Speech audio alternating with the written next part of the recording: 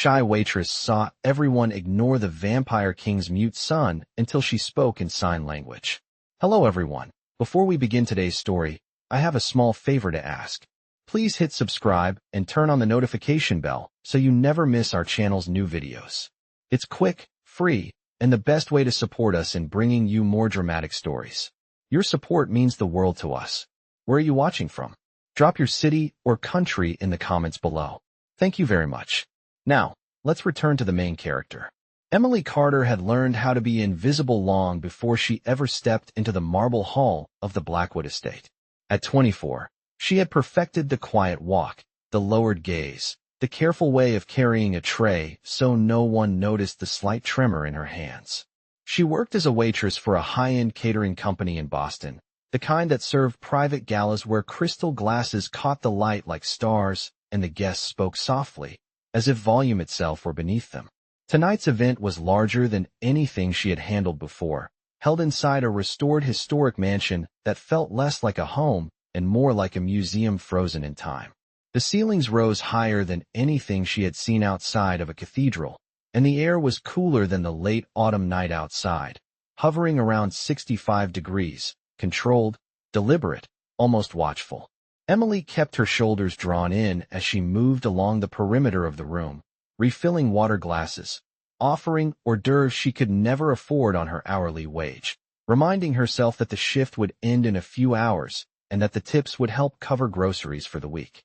The guests barely acknowledged her presence, which suited her just fine. She preferred it that way. She had not been told who the host truly was, only that the client required absolute discretion and flawless service. But even Emily could sense that this gathering was different. Conversation stopped when a tall man entered the room, dressed in a dark tailored suit that seemed to absorb the light around him. His posture was calm, commanding, and every person nearby subtly adjusted themselves, straightening backs, lowering voices, making space without being asked. This was King Lucien Blackwood, though most guests avoided saying his name aloud. At his side walked a small boy, no more than 6 or 7 years old, pale-haired, with wide gray eyes that scanned the room with quiet curiosity. The child's small hand rested in the man's, but as they moved deeper into the crowd, something became painfully clear. People greeted the king with polite nods and careful smiles, yet their eyes slid past the boy as if he weren't there at all. Servers hesitated, unsure whether to address him. Guests turned away after a single uncomfortable glance, and the boy's shoulders slowly drew inward. Emily noticed because she had lived that feeling her entire life. She watched as the child tried to communicate, his hands moving gently, his expression hopeful, then confused, then subdued when no one responded. A knot tightened in her chest. She knew she wasn't supposed to interfere. She knew her job was to serve and disappear. But as she paused near a side table, holding a tray steady, Emily found herself unable to look away from the small figure being quietly ignored in a room full of people. Emily stayed where she was, her fingers tightening slightly around the edge of the serving tray as she watched the boy shift his weight from one foot to the other. His eyes followed the movement of the guests, lingering on faces that never quite met his gaze, and every time he lifted his hands to try again, the adults around him seemed to look through him, as if acknowledging him required a kind of courage they did not possess. The king remained composed, speaking quietly with a group of well-dressed patrons, his voice calm and controlled, but there was a distance in his posture that suggested he had grown accustomed to moments like this. The boy tugged gently at his sleeve once, pointed toward a display of desserts, then signed something with careful precision, his small fingers moving slowly, deliberately. No one answered. A nearby server glanced at him, hesitated, then turned away, pretending to adjust a napkin. Emily felt the familiar ache of recognition press against her ribs. She had been that child once, standing beside adults who were too busy or too uncomfortable to try. Her grandmother had taught her sign language years ago, not for any grand reason, but because kindness, she said, should never depend on convenience. Emily had not used it much since, and she had never imagined a moment like this. Her training echoed in her mind, reminding her to remain professional, to never draw attention, to never address a guest unless spoken to first. The rules were clear, and breaking them could cost her the job she depended on. But as the boy's shoulders slumped and his hands fell back to his sides, something shifted inside her, quiet but unyielding. She took a slow breath, set her tray down on the nearest table, and stepped forward. The movement was small, barely noticeable at first, but close enough that the boy looked up, startled, his gray eyes widening as they met hers. Emily lowered herself carefully, bending at the knees until she was at his level, her heart pounding so loudly she was sure someone else could hear it. She smiled, not the polite smile she used for guests, but a softer one, meant only for him, and slowly raised her hands. The signs came back to her with surprising ease, each motion gentle and clear as she asked if he was hungry and if he liked the sweet pastries on the table. The boy froze for half a second, then his face lit with something close to disbelief. His hands lifted, responding eagerly, his movements quicker now, more confident, as he told her his name was Ethan and that he liked chocolate but not strawberries. Around them, the air seemed to still. Conversations faltered. Someone laughed nervously and then stopped. Ethan smiled, a wide, unguarded smile that transformed his entire expression, and Emily felt her eyes sting as she nodded, promising to bring him something he would like. She had almost forgotten where she was until she sensed the shift behind her, the subtle but unmistakable weight of attention settling over the space. She did not have to turn to know that King Lucian Blackwood was watching, his conversation abandoned, his focus fixed entirely on the quiet exchange unfolding in front of him. King Lucian Blackwood did not raise his voice or gesture for attention, yet the subtle change in the room was unmistakable as he stepped closer, his presence drawing silence the way gravity pulls objects inward. Emily became aware of him only when Ethan's gaze lifted past her shoulder, his hands pausing mid-sentence as his small fingers curled slightly, uncertain. Emily followed his line of sight and slowly rose to her feet, her heart beating faster now, every instinct reminding her that she had crossed an invisible line. She turned, keeping her posture respectful, her hands lowering to her sides as she met the king's eyes for the first time. Up close, he seemed even taller, his expression composed, almost unreadable, yet his attention was fully focused, not on her uniform or her position, but on the boy beside her. Ethan signed again, quicker now, excitement flickering through his movements as he told his father that the waitress understood him, that she had asked about dessert and remembered his name. Lucian watched this exchange with an intensity that made several nearby guests shift uncomfortably. He had seen many things over the centuries, loyalty and fear, admiration and deception, but this was different. The boy's expression was open, unguarded in a way Lucian rarely witnessed outside the walls of his own estate. Emily felt the weight of the moment settle on her shoulders. She had not intended to draw attention, only to offer a small kindness. Yet now she stood at the center of the room, every whispered conversation trailing off as people waited to see what the king would do. Lucian lowered his gaze to her hands, then back to her face.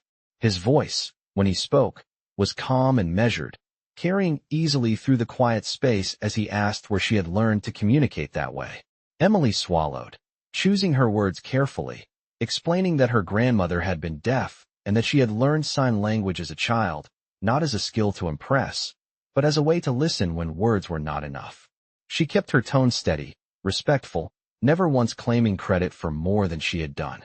Lucian nodded once, absorbing her answer, then looked down at Ethan, who signed something slower now, more thoughtful.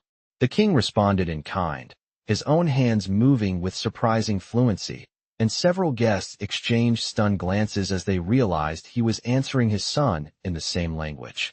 Emily felt a quiet awe settle over her as she watched father and son communicate freely, without hesitation or strain. Ethan laughed silently, his shoulders lifting with joy, and Lucian placed a gentle hand on his shoulder, grounding him. When the king looked back at Emily, there was something new in his eyes, not warmth exactly, but consideration, as if she had shifted something he had long accepted as fixed. He thanked her, formally, in a way that acknowledged both her action and her restraint, then instructed a nearby attendant to bring Ethan his favorite dessert, chocolate only, no strawberries. The boy's delighted reaction rippled through the room, softening the tension, yet no one missed the significance of what had just occurred. Emily stepped back instinctively, ready to fade once more into the background. But Lucien's voice stopped her with a simple request that she remain nearby for the rest of the evening. It was not a command spoken harshly, yet it carried the unmistakable weight of expectation. As Emily nodded, her pulse still racing, she sensed that her quiet, carefully ordered life had just shifted, not because she had sought change, but because she had chosen, for a brief moment, not to be invisible. Emily remained near the edge of the hall as instructed, her posture composed, but her thoughts anything but steady, aware that every small movement she made was now being quietly observed. Ethan stayed close to his father, a small plate of chocolate dessert in his hands, his attention divided between the treat and the steady presence of the waitress who could understand him without effort. From time to time, he glanced back at Emily and signed a quick comment or question, each one answered with a gentle nod or a brief response that never overstepped the boundaries of her role. Around them, the event resumed its careful rhythm, yet something fundamental had changed. Guests spoke more softly, eyes flickering toward the trio with curiosity and unease, unsure how a moment so simple had disrupted a room built on control and tradition. Lucien observed it all without comment, noting how his son's shoulders no longer curved inward, how the tightness he had grown accustomed to seeing around the boy's mouth had eased. For years, Lucien had believed protection meant distance, that shielding Ethan from attention would spare him discomfort, but watching him now, engaged and animated, challenged that belief in a way no council debate ever had. Emily felt the shift as well, the weight of being seen pressing against her instincts to disappear. She reminded herself to breathe evenly, to move with purpose, to do nothing that could be mistaken for presumption. When another server approached with a question, Emily answered quietly and returned to her place.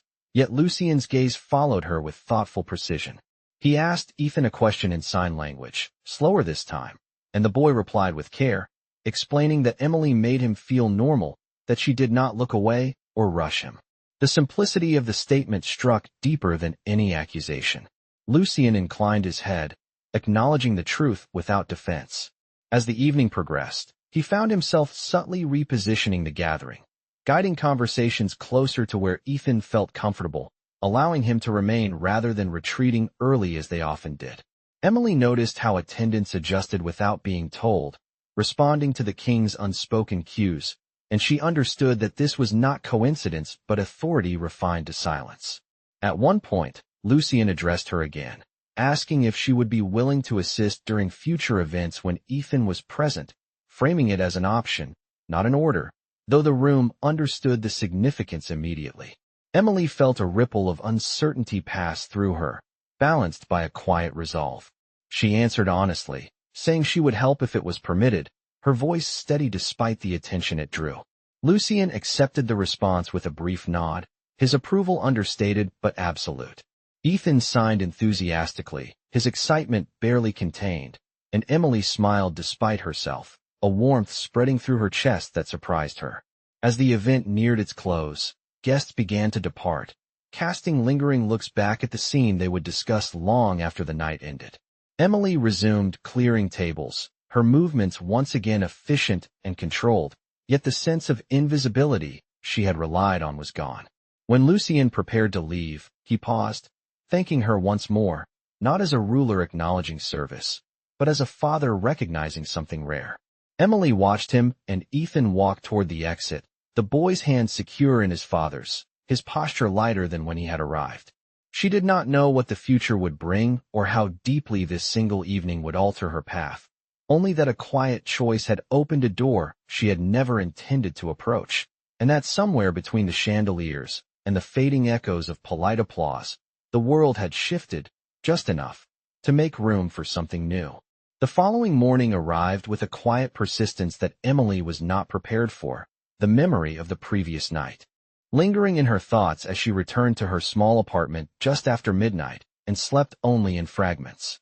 By the time her alarm sounded at 7, her phone was already buzzing with missed calls from her catering supervisor, the tone of urgency unmistakable.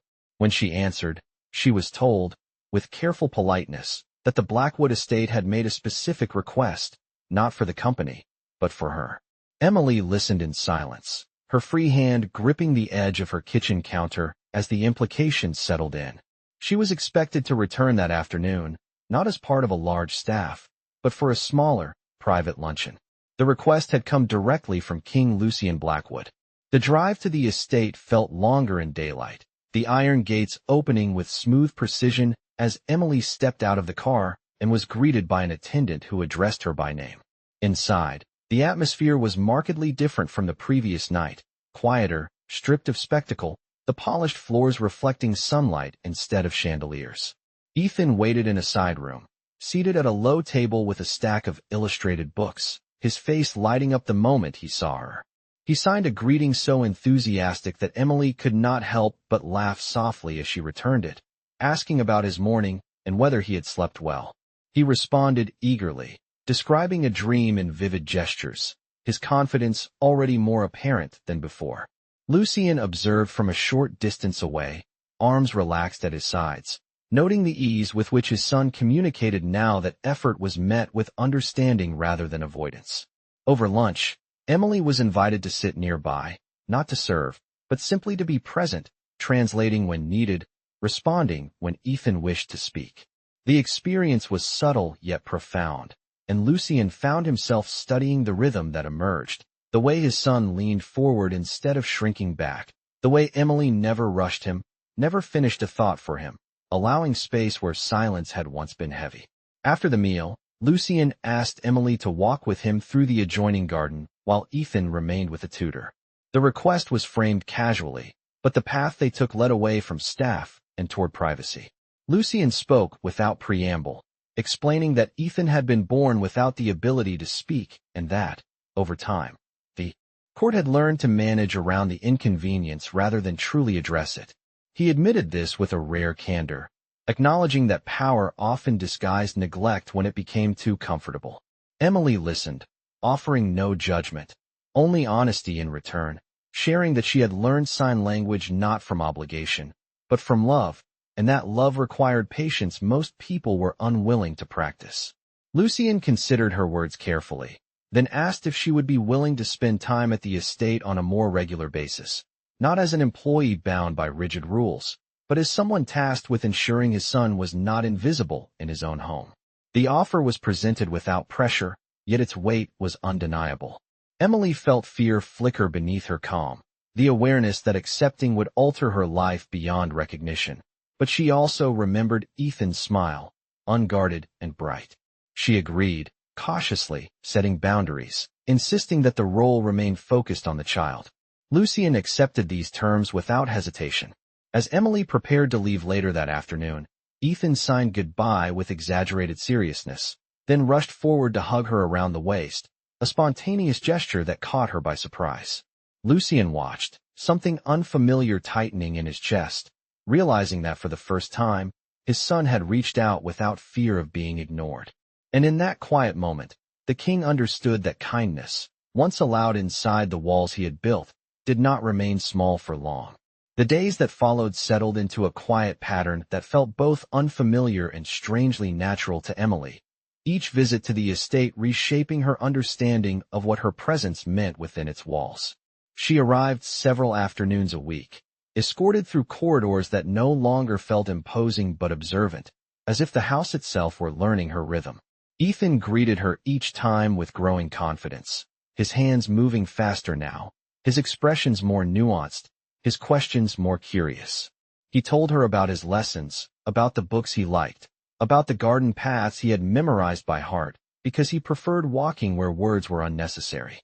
Emily listened, responding with patience, careful not to overwhelm him, aware that trust was something earned in small, consistent moments. Lucian often observed from a distance, allowing the space to remain theirs, yet his attention never wavered. He noticed how Ethan began initiating conversations with tutors, how his posture changed when entering rooms, how the hesitation that once defined him softened into something closer to assurance. This progress did not go unnoticed by others. Staff members exchanged glances, curiosity giving way to quiet approval, while a few advisors raised polite concerns about propriety and precedent. Lucian listened to them all without interruption, then dismissed their objections with measured clarity, reminding them that his son's well-being was not a matter of tradition, but responsibility.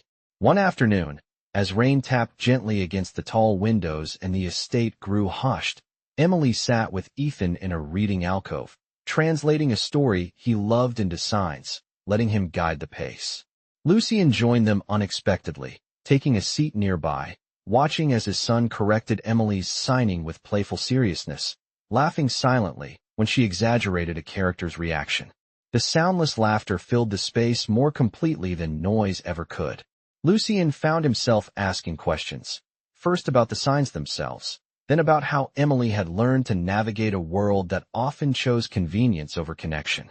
She answered simply, explaining that learning to listen without sound had taught her to see people more clearly, to notice what was usually ignored. The honesty of her response lingered with him long after the afternoon ended. That evening, Lucien made a decision that would quietly alter the structure of the household.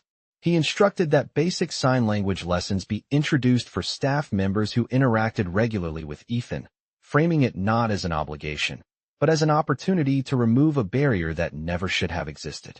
The change was gradual, but meaningful.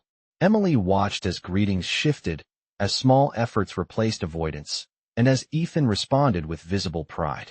Still, not everything was effortless.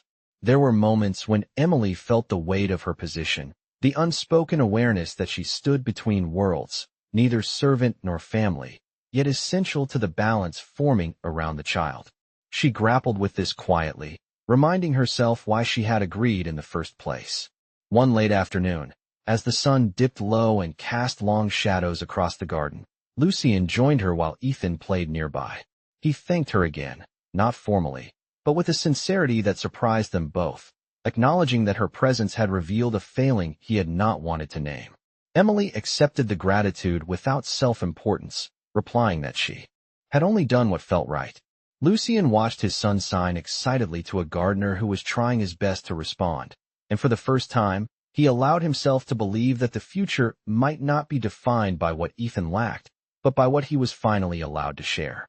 And in that realization, the king understood that real change did not arrive with force or command, but through the quiet persistence of someone willing to see what others chose to overlook. The shift from quiet progress to scrutiny came without announcement, settling over the estate like a change in weather that everyone felt but few named. Emily sensed it first in the way conversations paused when she entered certain rooms, in the careful politeness of advisors who now watched rather than welcomed, and in the measured glances that followed Ethan as he moved with newfound assurance. The household was adjusting, but the wider circle had begun to notice. Invitations arrived for formal gatherings, requests for appearances framed as courtesies yet layered with expectation. Lucien understood the pattern well. Visibility invited evaluation, and evaluation invited challenge. He chose a controlled response, arranging a small reception meant to introduce Ethan's progress without spectacle, confident that transparency would quiet speculation. Emily prepared as she always did, steadying her breath, reminding herself that her role was simple and essential. Ethan stood beside her before the guests arrived, practicing signs he wanted to share, his excitement tempered by focus. When the doors opened and the room filled, the atmosphere was polite but charged. Attendees observed closely, noting Ethan's engagement, the way he greeted them with practiced confidence, the ease with which he communicated when met with patience. Emily facilitated quietly, translating when needed, stepping back when she was not. Lucien watched the room as much as his son, measuring reactions with a strategist's eye. Most responded with admiration, some with thinly veiled surprise, and a few with reserve that hinted at deeper discomfort. One advisor, careful in tone, asked whether relying on a single individual created unnecessary dependence. The question was presented as concern, but its implication was clear. Lucien did not bristle. He answered calmly that reliance was not the issue, access was, and that denying a child access to communication was the only dependence worth fearing. Emily felt the weight of the moment, aware that eyes flicked toward her, assessing not her competence, but her place. She remained composed, refusing the urge to shrink.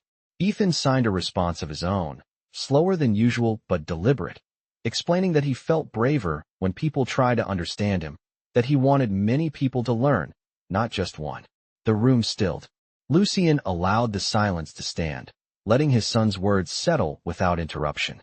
Afterward, the gathering resumed with a gentler tone, curiosity shifting toward consideration.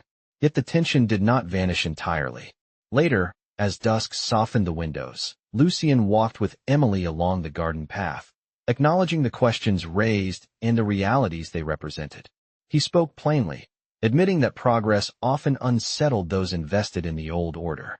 Emily listened, expressing concern not for herself but for Ethan, asking whether attention might burden him.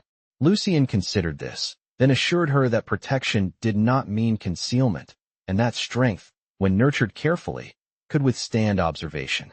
He asked again, not as a test, but as trust, whether she wished to continue. Emily answered without hesitation that she would, provided Ethan's needs remained central. Lucien agreed. When Ethan joined them, signing about the guests he liked and the ones he found confusing, Emily responded with gentle humor, helping him name his feelings without judgment.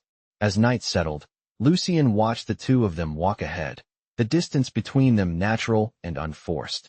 He recognized the quiet truth forming beneath the scrutiny, that change had already taken root, and that those who questioned it would now have to contend not with a servant or a convenience, but with a child who had found his voice in a world finally willing to listen.